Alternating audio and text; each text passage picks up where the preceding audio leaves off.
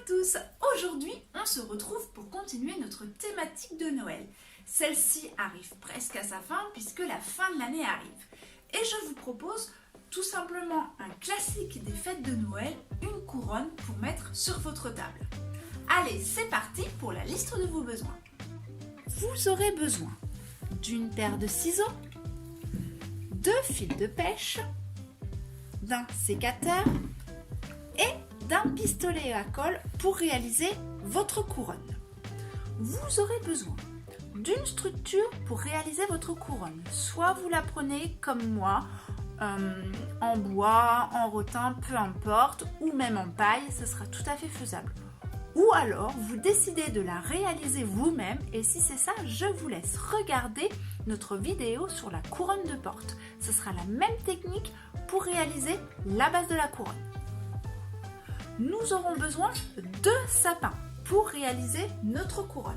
Nous aurons besoin après d'accessoires. J'ai décidé pour ma part de mettre des boules or, des boules rouges, des fleurs d'aneth, des fleurs de coton et de la cannelle. Mais après, vous mettez ce que vous avez envie pour décorer cette couronne. C'est parti, on commence. Donc si vous avez réalisé votre couronne vous-même, franchement ce que je vous conseille, il y aura beaucoup plus de fierté et au moins ce sera une couronne recyclable et recyclée. Donc pour ça, n'oubliez pas, vous vous référez à notre vidéo couronne de porte. Par contre, faites une couronne bien résistante, bien costaud. Il faut vraiment qu'elle ait de l'épaisseur pour que votre sapin tienne et que ce soit plus joli. Pour ceux qui, comme moi, utilisent une couronne déjà prête, on est parti, on commence. Donc, on va tout simplement déjà débiter notre sapin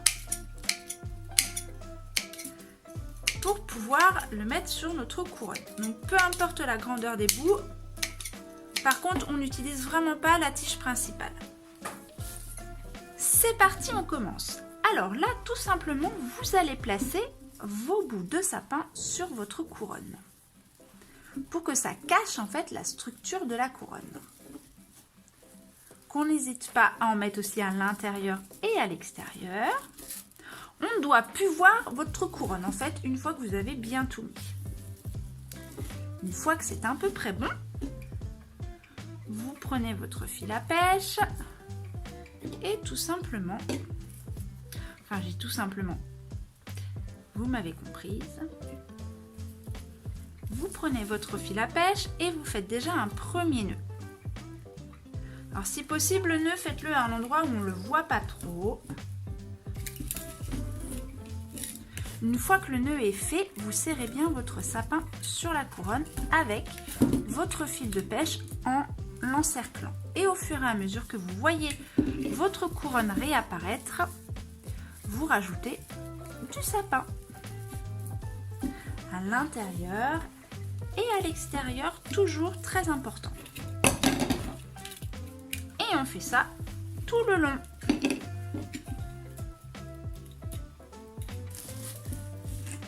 Alors par contre, ça ne sert à rien du tout d'en mettre en dessous puisque ce sera une partie qui est non visible. Donc ne vous embêtez pas à faire le dessous. C'est vraiment que les parties visibles que l'on fait.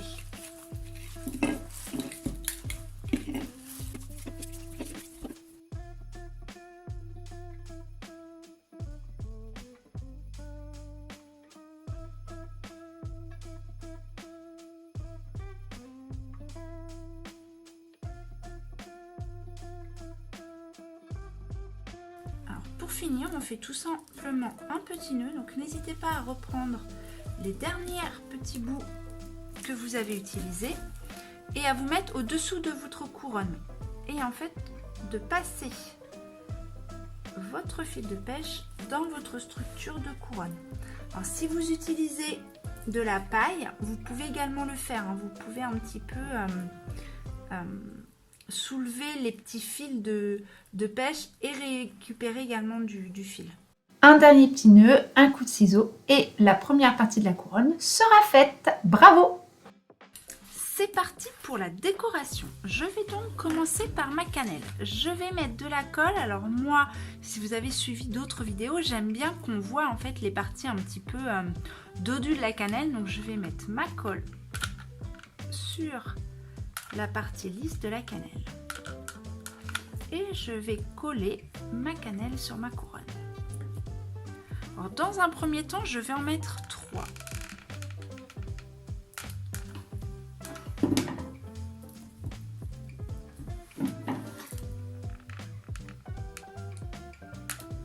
J'essaye de former un triangle avec ma cannelle. Mes 2 autres morceaux, je verrai à la fin. Je vais mettre également mes fleurs de coton auxquelles je vais couper la tige. Pareil, de la colle. Et je vais également les coller en triangle.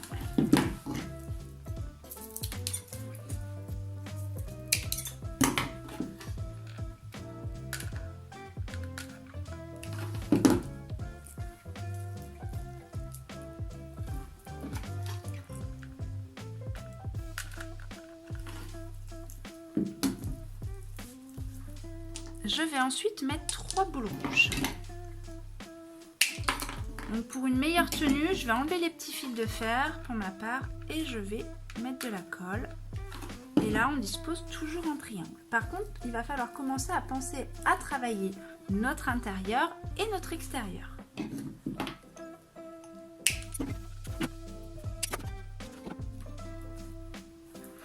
Je vais faire la même chose avec mes boules or.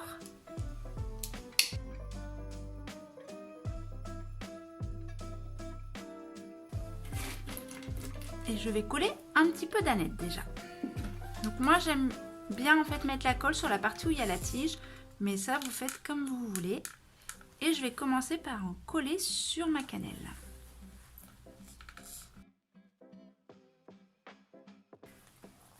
Et maintenant je vais recommencer avec mes boules rouges.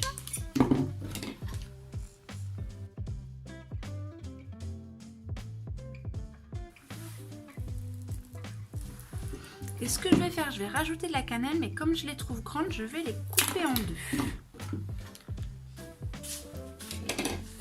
Alors, comme quand je l'ai cassé, ma cannelle s'est cassée en plusieurs bouts, je vais réutiliser tous les petits bouts.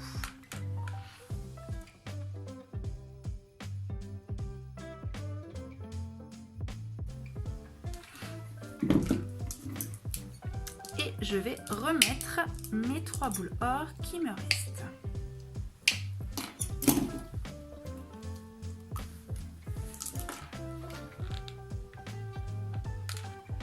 Quand vous mettez vos accessoires, essayez toujours par contre de fonctionner par 3. Ce sera beaucoup plus joli, beaucoup plus esthétique et harmonieux.